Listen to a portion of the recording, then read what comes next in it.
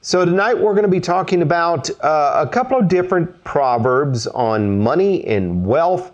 And, I know that this is the first Bible study back from New Year's. And I know that I didn't plan it this way, just kind of happened this way. But a lot of times when people think about New Year's, some of the topics that they think about in New Year's, the New Year, is money.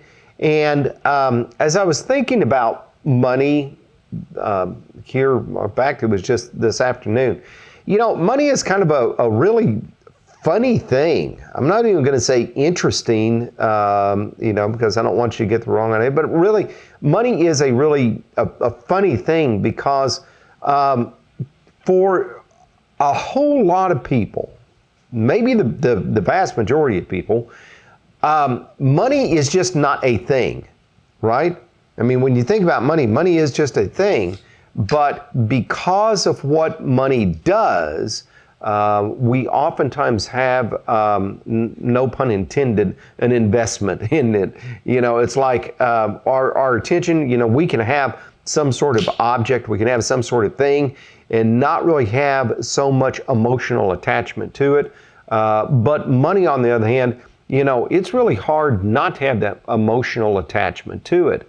It seems like, a lot of times people will gravitate towards money because of what it can do for us. And as it does things for us and gives us comfort, I think that that's where a lot of the deception comes into play. And that is that we think, oh, well, money can do all these things for us. And then we start to trust in money, and we start to even, so quote unquote, worship money. And money can be some sort of an idol to us. And so when Jesus said that no man can serve two masters, that he's going to either cleave one and despise the other, or love one and hate the other, he says no one can serve both God and mammon. That's where it boils down to the root of the matter. And that is that when we start to look at money and we start to become emotionally attached and emotionally invested into what it can do for us, then all of a sudden it can draw us away from God. Okay?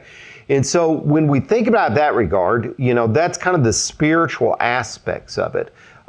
Tonight we're going to be looking at 5 different proverbs about wealth and about money, and some of the wise uses of it, but also kind of getting a proper balance about having it, using it wisely, but not allowing it to kind of take over our lives, because once we start to take over our lives, then not only is there that spiritual problem that's there, that spiritual problem is going to translate itself into to problems here in our everyday life.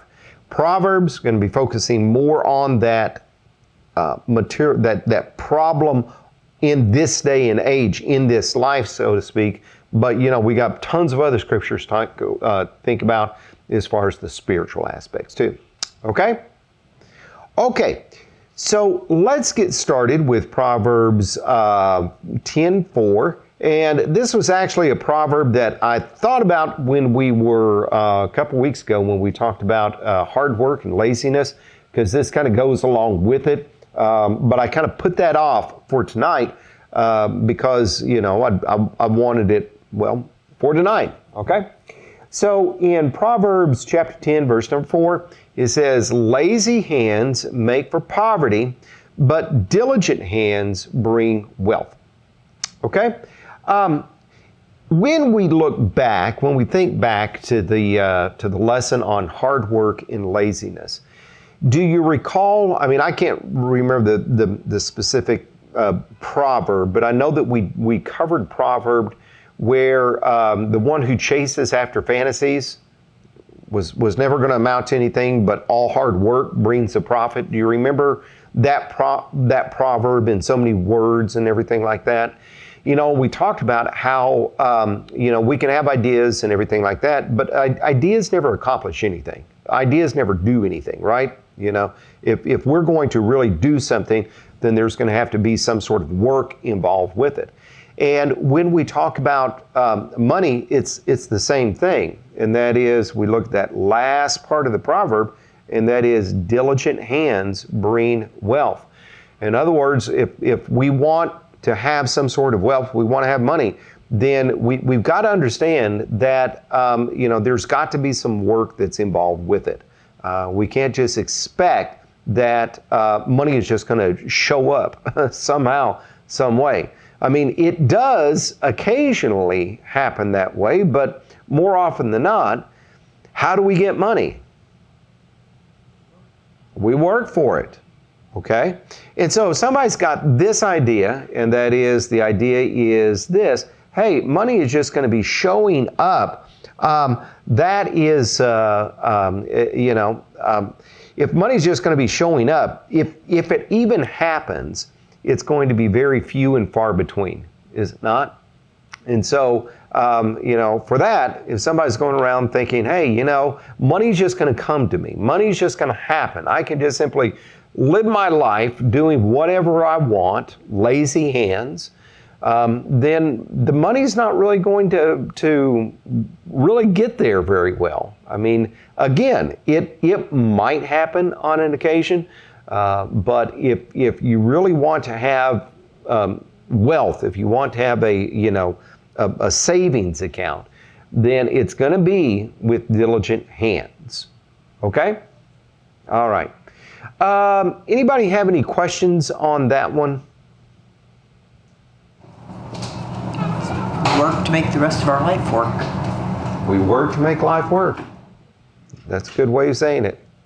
Good way of putting it. Okay? Nobody else? Okay, oh yeah. I just, like you say, people expecting money to just be given to them. Right. And, you hear of all of the, I'm going to say, the welfare rolls and stuff. People still have to apply for them. So, they're still working. Why not work to actually help themselves? Do something? Yeah. There's also, there are people that need help. Right. And that's not to discount the people that really need help. But if people kind of are thinking, hey, I'm just going to allow everybody else to take care of me, then what is really going to be awaiting them? Poverty. That's just it. You'll never get out of poverty if you are on welfare. Okay?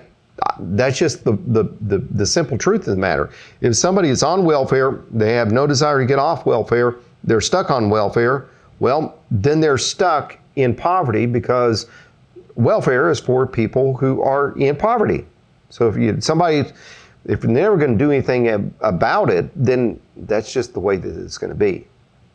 Okay? Now, at the same time, you got to remember that Proverbs deals with principles and not promises. And so somebody says, man, I'm working, and I just don't ever seem to get ahead. The Bible is wrong. Well, no, it's not that this verse is wrong. We're talking about the principle of the matter, not a promise. There's going to be some people that defy this verse in terms of, hey, they're lazy people, but then all of a sudden they inherit money or whatever the case is, right? And there's going to be other people, though, that really, really work very hard, but they just don't really seem to be getting very far in advancement, okay?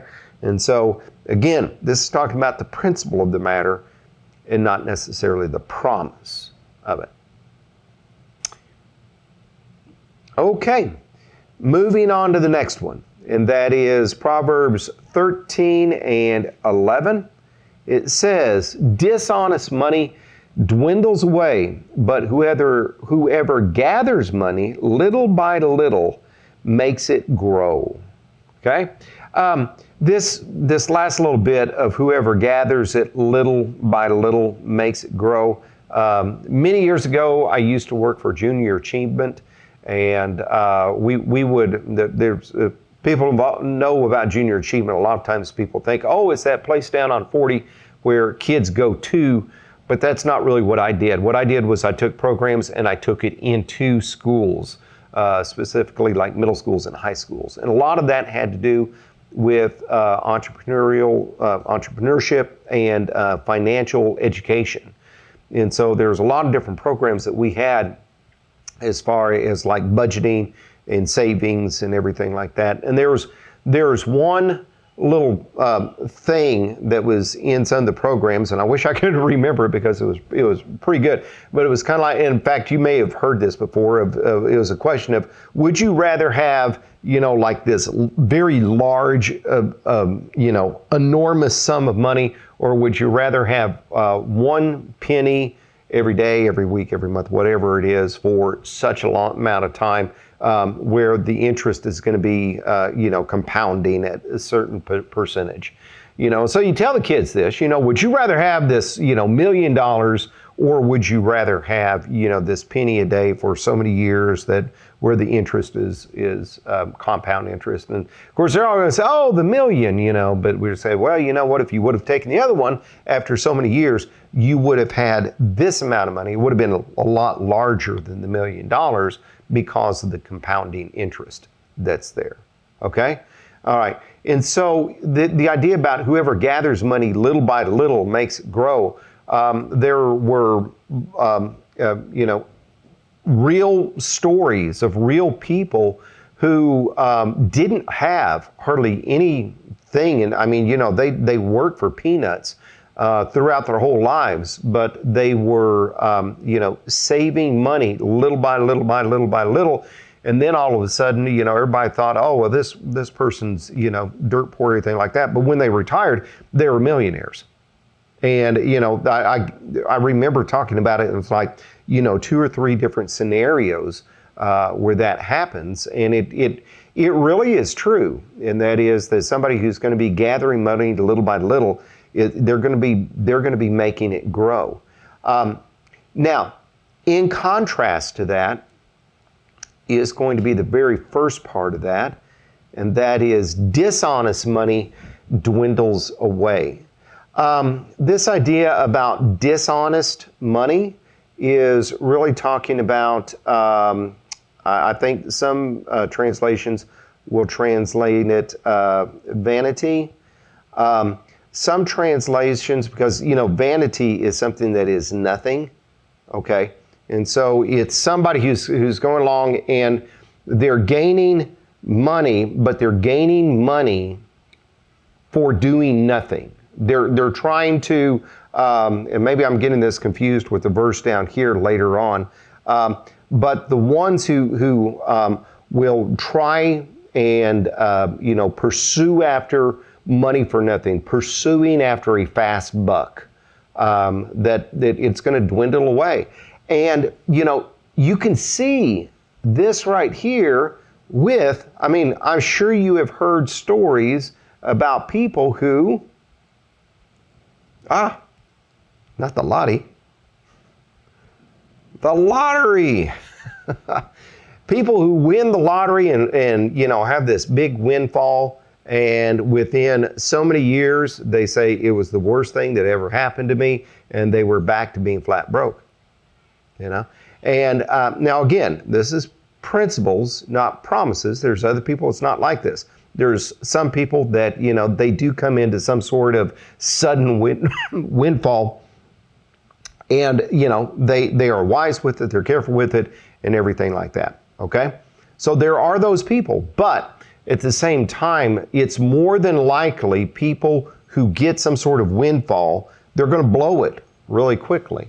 And I wouldn't be surprised if you don't know somebody. Maybe they got some kind of insurance settlement. Maybe they inherited some sort of money. Maybe, they got some sort of payout. And within a short amount of time, they just blown through all of it because of this right here.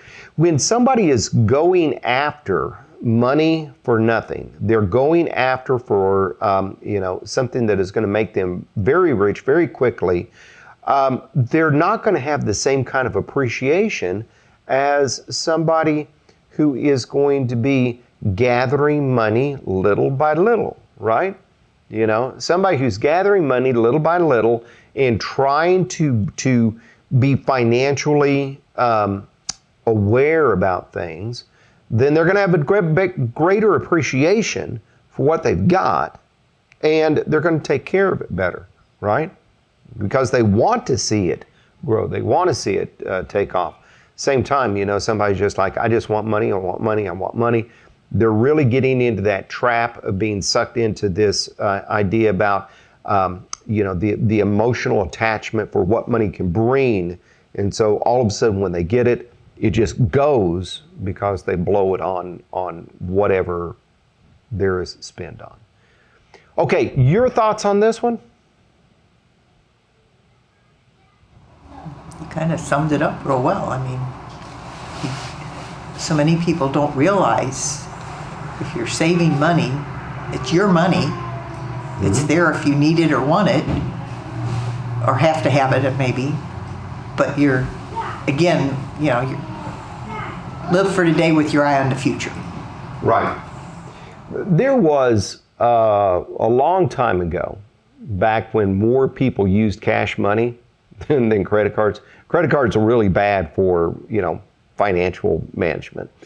But, and I say that, all I use credit cards. But aside from the point, way back when cash money was more of a thing, there was a savings plan that was out there where you would never pay for anything under a $5 bill.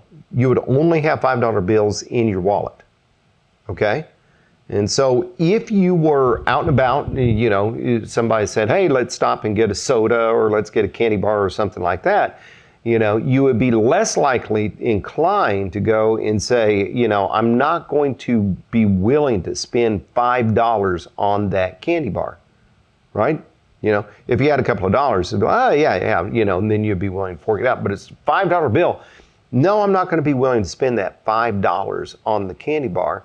But if all of a sudden you decide, I want a candy bar, I'm willing to spend $5 on it, what you do is you take the change, you'd put it in your pocket, and when you got home, you'd put it in a jar.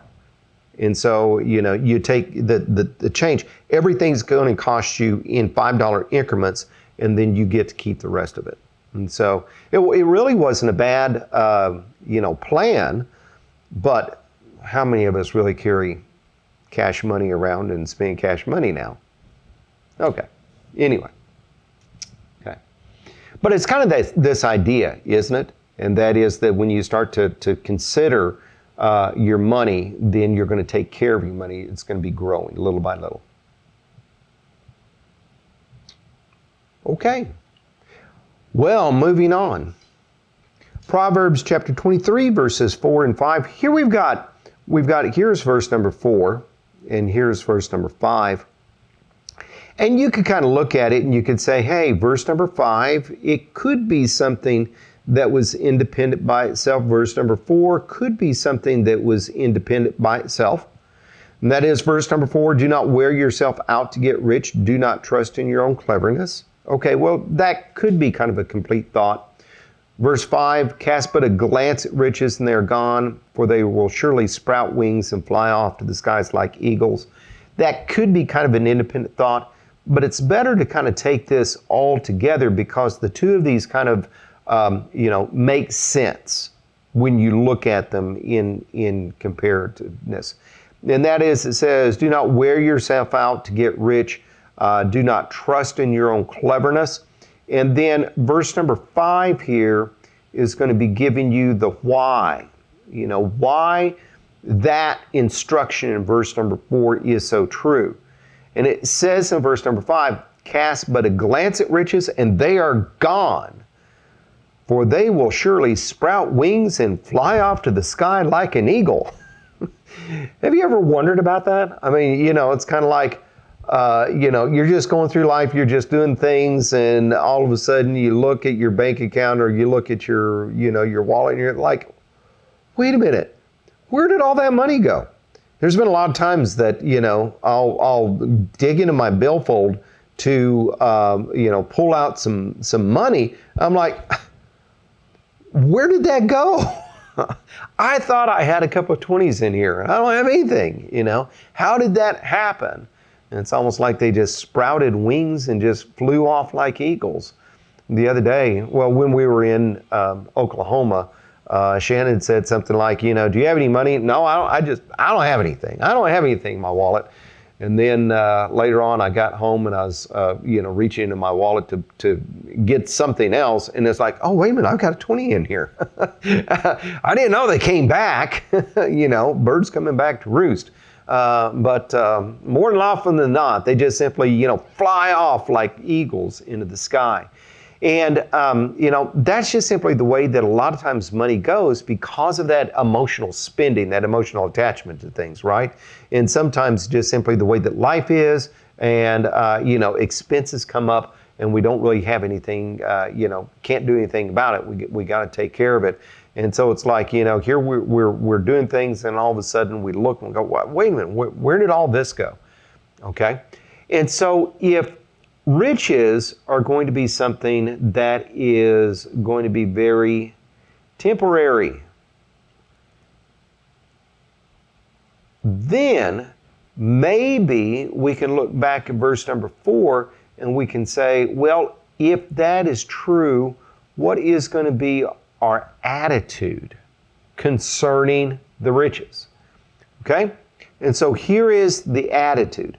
Number 1, do not wear yourself out to get rich. Okay?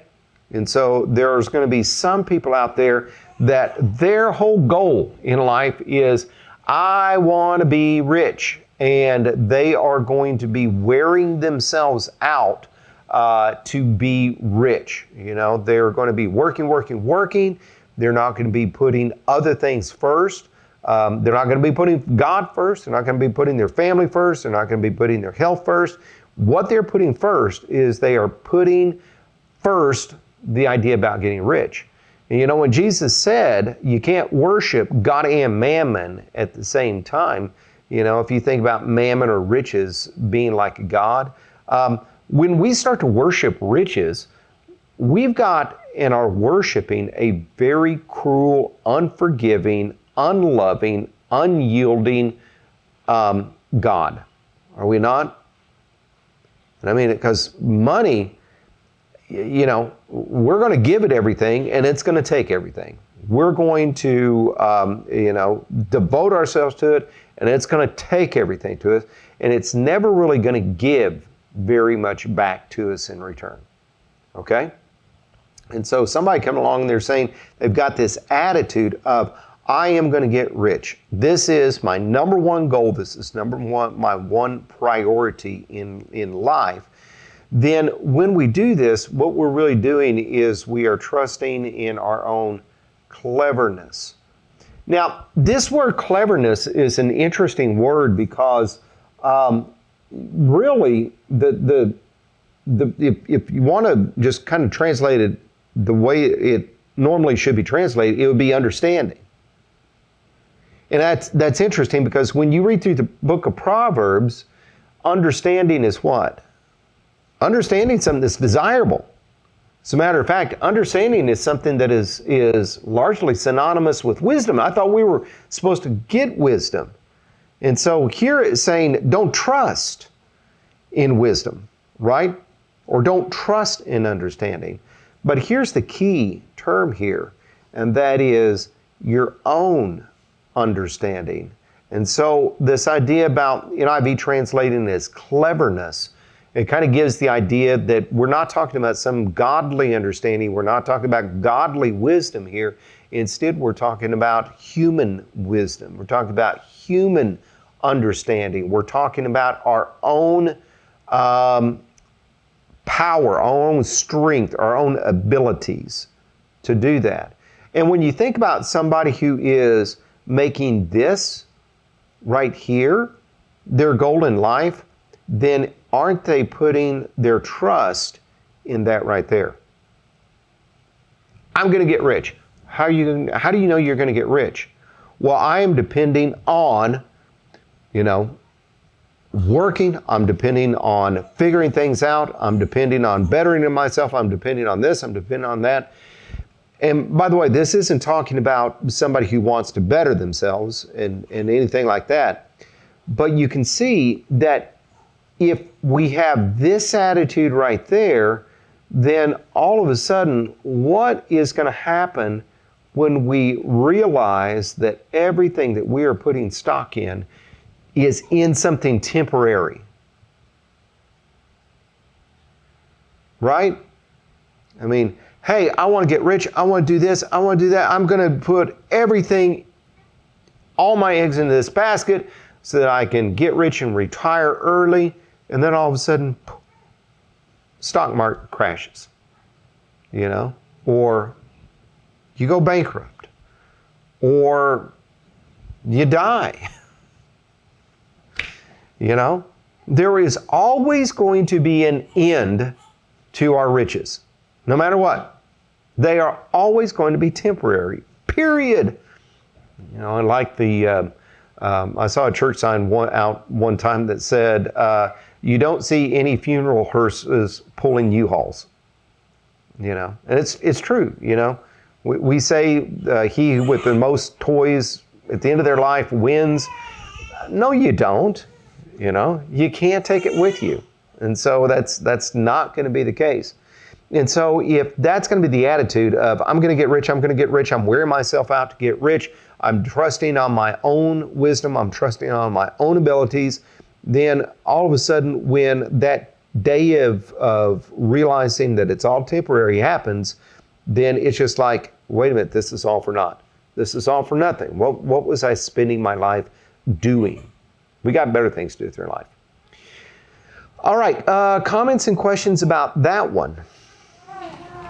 My NIV has it, verse 4, do not wear yourself out to get rich. Have the wisdom to show restraint. Okay, that's another way of translating it. And so it's do not trust your own cleverness, but have the wisdom to not do that. Have the wisdom to go, oh, wait a minute, I don't need to be trusting. There's that idea about the restraint. Here's this word that's going to be translated as understanding, wisdom. That's another connotation from it. So, okay. All right. Other comments, questions about that one? No? Okay, we're going to move on to Proverbs 28:22. The stingy are eager to get rich. They are unaware that poverty awaits them. Okay? Now, this word stingy, quite literally, this is going to be an evil eye. All right? Those who have an evil eye are eager to get rich. The idea about evil eye is somebody who's going to be having an evil eye of covetousness, an evil eye of greediness, an evil eye, and this is where the NIV is going to land on their translation of stinginess. Here's this idea about an evil eye. In other words, an evil perspective on things. And if somebody is going to be eager to get rich, and that is their life's pursuit, there's their life's interest, then chances are they are going to be doing things that is going to kind of do things the wrong way, right? Because of the evil eye, because of that evil perspective. And so when all of a sudden they come up and there's a chance for greediness, they're going to be greedy, or covetousness, going to be covetous, or stingy, they're going to be stingy, or doing things wrong, doing things dishonestly. They're going to be doing all of those things because, after all, they're eager to get rich. And so since they're eager to get rich, then it really doesn't matter what is going to be there in the way. It's the ends are going to be justifying the means. And so they're like, okay, I want to get rich. I don't care how I get rich. I'm just going to do it. Okay? All right. So if you understand that right there, okay, that the stingy are eager to get rich, you can understand that this right here is what is the truth of the matter. And that is, they are unaware that poverty is going to be awaiting them. Okay? Because after all, if this is their life's goal, then what happens if God gets in the way? Yeah. What happens if this getting rich is their life's goal and they start to do things that are illegal and they get arrested, and then they spend all of their money on legal fees and then time in prison and everything like that? I mean, you get the idea that when we start to put this evil perspective into play, then what's going to be happening is, God is especially as far as being children of God, God's going to be putting up roadblocks in our way to keep us from that direction, because He wants us to change the evil eye. He doesn't want us to have that kind of perspective in our life. And sooner or later, when we start to realize, hey, all I want to do is get rich, and I'm just not getting there, I'm not getting there, I'm just here in poverty, then maybe we can start to see something differently. Okay? All right. You got questions and comments over that one? I know you're talking money on this, but that covet, evil eye, etc., could actually apply to, see what the right phrase is, a person being jealous of another person for whatever reason. Yes. And say and do things to try and hurt that other person to make themselves look better. Right. I think a way of translating, some translations may even say something like somebody who is jealous of somebody else, but it's not necessarily jealous of an aspect that somebody has in their life, but jealous over the riches. I want what they want, or I want what they have. It's a what's the word I'm looking for? Not jealousy, but envy. Envious. That's the word I'm looking for. Okay. All right. Okay. So if you notice, I've been going through these just in order here. Then all of a sudden we go back to chapter 11. In chapter 11, in verse number 28, here is something that I thought would kind of be a good way to surmise all of this lesson that we've been talking about, and that is, those who trust in their riches will fall, but the righteous will thrive like a green leaf. And so that very first part there is going to be the positive, and then the very second part is going to be a contrast with it. And so when we contrast these, we've got somebody who's going to be trusting in riches. And what's that going to be contrasted with?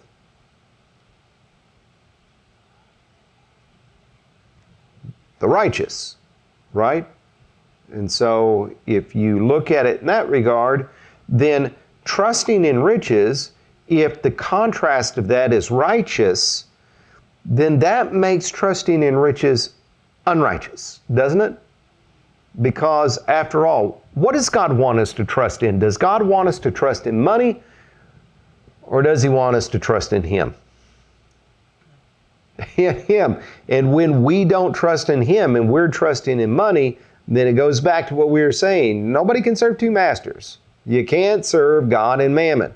God is not going to permit it. He's not going to permit us to trust in a thing instead of to trust in Him, the holy and the righteous and the ever-powerful God. Right? Okay. So when somebody goes along their life and they are trusting in their riches, the result of that is they're going to fall. Okay? And you say, okay, well, what kind of fall are we talking about here? Well, here's Proverbs 28:22. Poverty awaits them. Proverbs 23, 4 and 5. We've got the disappointment that comes from unrealized goals. We've got Proverbs 13:11, where dishonest money is going to be dwindling away. They're going to be, it's just going to go. Proverbs 10:4, lazy hands are going to make for poverty. So you can see that, all of these Proverbs that we've been talking about are really going to be talking about, or just being summarized by this right here. Those who trust in the riches are going to fall. Now, again, we're not talking about a promise as much as we're talking about a principle, because you can say, hey, well, wait a minute, what about, that rich guy over there? Whatever rich guy it is.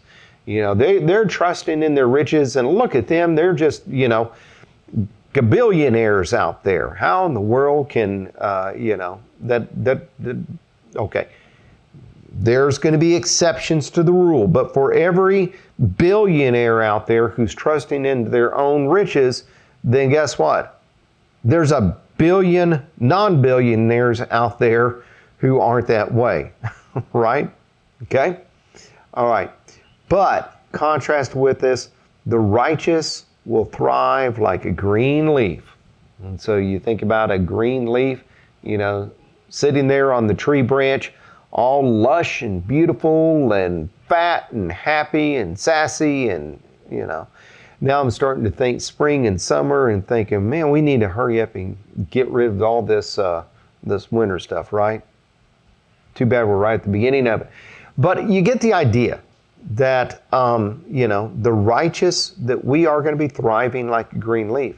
It doesn't mean like we are going to be green leaves on a golden tree or anything. It doesn't mean that we're going to be rich beyond our wildest dreams or anything like that.